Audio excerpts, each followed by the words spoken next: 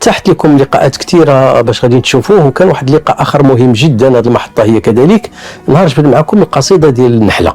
هذيك في 85 كنا حنا وجلاله. نعم. ودخلنا بجوجنا غادي نغنيو جلاله والغيوان، وكان معنا الله يذكره بخير كل شيء الفرقه كلها.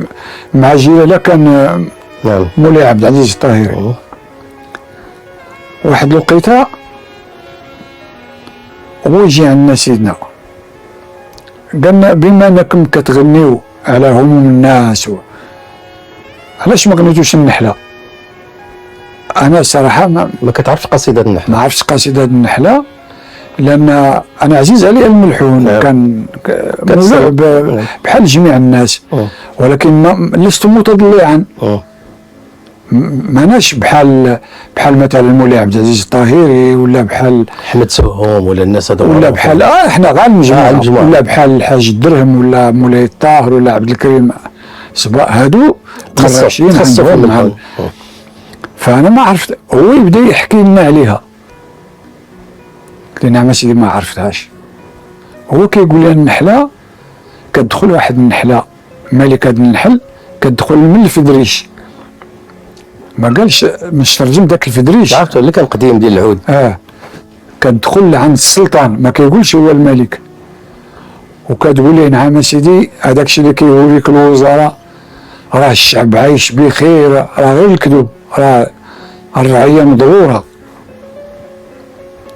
صافي قلنا دابا نشوفوا ان شاء الله. الدراري ديال الجيله كيعرفوها، وفعلا مشاو وجدوها وغناوها قدام سيدنا كلها النحله، وداروها في واحد الكاسيت وسمعتها انا في الكاسيت.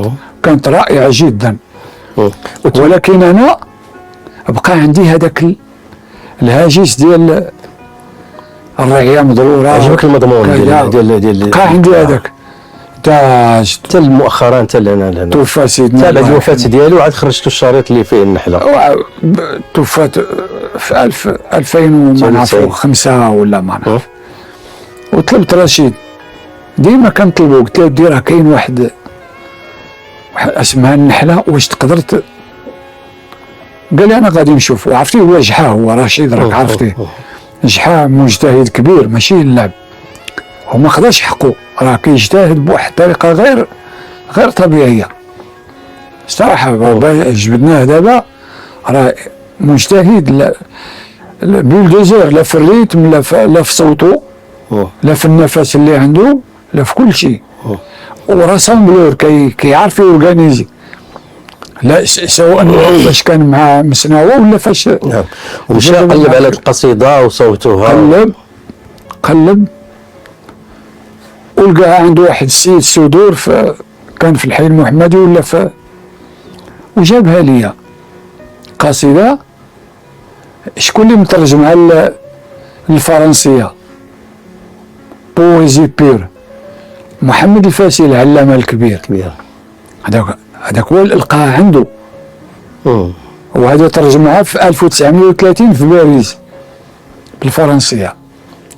جابها لي، قلت بغيت غير هذيك لوزير، قلت بغيت غير هذه ما بغيتش بزاف. وفعلا جابها، كانت قطعه جميله النحله. وقالت ما عندي وزير طماعي داري. كيجاوبها الشاعر قلت لها شوفي يا شامة الظريفة ناس العدل ولاد المشرف تريكة المختار ربي يحجبهم من مكايد كل من هو غشاش.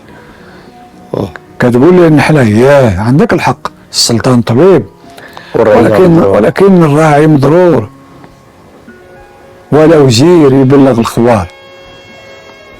هاكا في هذا هو الاصل. وغنينا فيها شي شويه. كانت لقاءات اخرى مع جلاله الملك قبل الوفاه ديالو كان، ولكن القصه ديال هاد النحله انا علاش ما سولتينيش مع الظريف وداك الشيء ما كاين حتى مشكل. علاش درنا لها النحله شامه؟ هي غير النحله، هي غير النحله. من جاتني الفكره انا غتكون جاتك من ديك العوينه ديال الشمال اللي عندكم في عين كاينه متفق معك، كاينه عوين الشمال، ولكن كاين حاجه اخرى. انا مشيت كنبحث لقيت النصارى دايرين واحد القصيده عن النحله مايا لاباي بالفرنسيه. انا قلت هادو دايرين مايا لاباي، علاش حنا ما نديرش هذيك عوين شام النحله شامه؟ وجات هي هذيك. وزيد انت الشاعر مسميها شامه هذيك وشكون يعاود القصه ديالها؟ الله يكثر خيره ويذكره بخير، الحاج الدرهم هو اللي عاود لي على القصه ديال الحقيقي ديال النحله شامه. قال لي مات السلطان عبد الرحمن مولاي عبد الرحمن، قال لي يا ذاك ايام وكان تهامي المدغري كيدخل على السلطان، كان كيأنسو كان واحد من كشاعر، وكان عنده وزير الاول بحال الصدر الاعظم. واحد النهار هذاك مولاي عبد الرحمن وزع شي ديور على الناس اللي ما عندهمش، كلشي خداو الا وحده اللي ما استفدتش اسمها شامه. شكون اللي كيفرق دوك الدور؟ هذاك الوزير. هذيك حيت ما كتطلبش، كانت عندها واحد الكرامه في شي شكل، استثناها وبقى فيها الحال، ما خلات فين مشات والو. هما ينصحوها قالوا لي شوفي سيري عند الحاج تهامي المدهري راه كيدخل عند وراه هو غيوصل له غادي يقولها ليه. وجات عنده قال لي شوف يا شامه، راه هذاك الوزير ما نقدر، راه ديما معاه، راه ما نقدرش نقول ليه شي حاجه، هو ديما كاين. قالوا كي غندير؟ قال لي شوفي خلينا غادي نخمم بطريقتك. مشى دار قصيده هي هاد النحله وقالها قدام السلطان بطبيعه الحال وصلوا الميساج.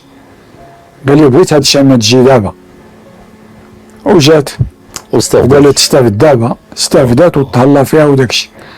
وهذاك الوزير ما قال والو، خلى الحاج هادشي اللي قال لي الحاج الدرم الله يذكره بخير، خلى هذاك الحاج تامين المدغري كانت البرد والشتاء، خلاه تنعس وسط الناس ديالو دخلوا ليه ذاك المجمر ديال الفاخر. اخر لقاء كان مع